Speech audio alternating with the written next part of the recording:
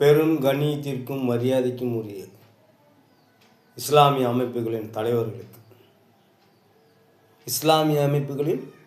தலைவர்களுக்கு நீங்கள் யாரை கண்டு அஞ்சுகிறீர்கள்?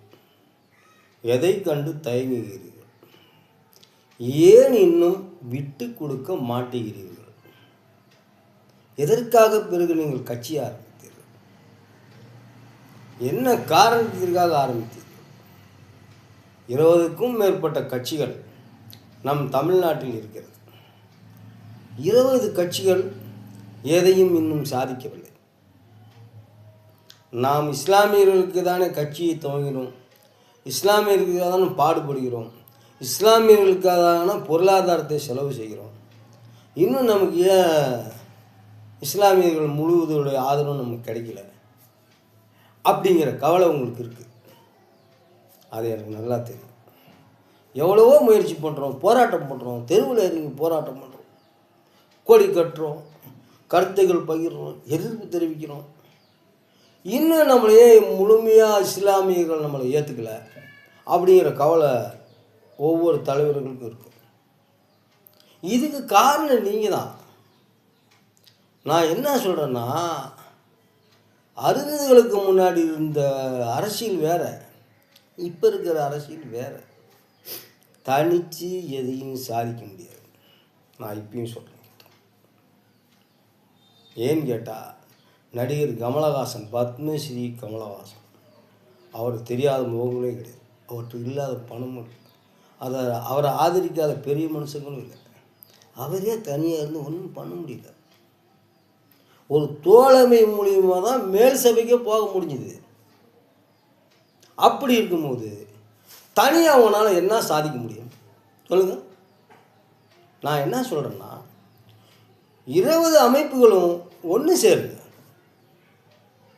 20 அமைப்புகளும் ஒன்று சேர்ந்து ஏதோ ஒரு கட்சியை, உங்களுக்கு பிடிச்ச கட்சி, நான் இந்த கட்சின்னு தான் சொல்ல மாட்டேன், அப்புறம் நீ அந்த கட்சிக்கு ஆரம்பிங்க. உங்களுக்கு பிடித்த ஒரு கட்சியை தேர்வு செஞ்சு அந்த கட்சிக்கிட்ட போய் அந்த கட்சியை தேர்ந்தெடுக்கிறதுக்கும் உங்களுக்கு பிரிவினை இருக்கக்கூடாது. ஒருத்தர் எடுக்கிற முடியும், ஒருத்தர் கரெக்டாக எல்லாருமே எடுக்கணும். அப்படி ஒரு முடிவு எடுத்துக்கிட்டு உங்களுக்கு பிடிச்ச கட்சிக்காரவங்கள்ட்ட போய் முறையிட்டுட்டு, எங்களுக்கு ஒரு 30 சீட்டு அல்லது 40 சீட்டு எங்களுக்கு கொடுங்க, எங்கள் ஒட்டுமொத்த அமைப்புகளோட ஓட்டு உங்களுக்கு, அது மட்டும் இல்லாமல் இஸ்லாமியர்களுடைய ஒட்டுமொத்த வாக்கு வங்கியும் உங்களுக்கு அப்படின்னு சொல்லி நீங்கள் கோரிக்கை வைங்க. ஒரு கால் அப்படி நீங்கள் ஜெயிச்சிட்டிங்கன்னா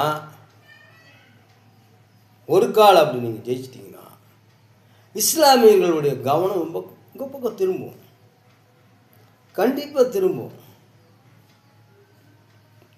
முயற்சி செய்யாமல் எதுவுமே நடக்காது. நீ பெரியாளா நான் பெரியாளான்னு பார்த்து நீங்களாம் எதையுமே சாதிக்கல. அதனால் இஸ்லாமியர்கள் உங்கள் பக்கத்தை கவனத்தை கொள்ற மாட்டேங்கிறாங்க. காங்கிரஸில் கொஞ்சம், அதிமுகவில் கொஞ்சம், திமுகவில் கொஞ்சம், இந்த விஜய் கட்சியில் கூட ஏதோ 1-2 பேர் இருக்காங்க. அது எதுனால அவங்களுக்குலாம் அப்படி போயிருக்கிறாங்க. பிஜேபியில் இருக்கிற முக்கியங்களை ஒழுங்க, அவன் பிறகு வேறையாக இருக்கும். நான் என்ன சொல்கிறேன்னா, எல்லாருமே மனசு வச்சு இந்த எலெக்ஷன்லையாவது எல்லா ஜமாத் கூட்டமைப்பு, இஸ்லாமிய அமைப்பு எல்லாம் ஒன்று சேர்ந்தீங்கன்னாவே சில முஸ்லீம்கள் உங்கள் பக்கம் வர ஆரம்பிச்சிடுவாங்க. பல ஆயிரம் கோடி செலவு பண்ணால் கூட இந்த தமிழ்நாட்டில் தனியாக ஜெயிக்க முடியாது. நான் சொல்கிறது நடக்கலைன்னா கேளுங்க. அஸ்ஸலாமு அலைக்கும்.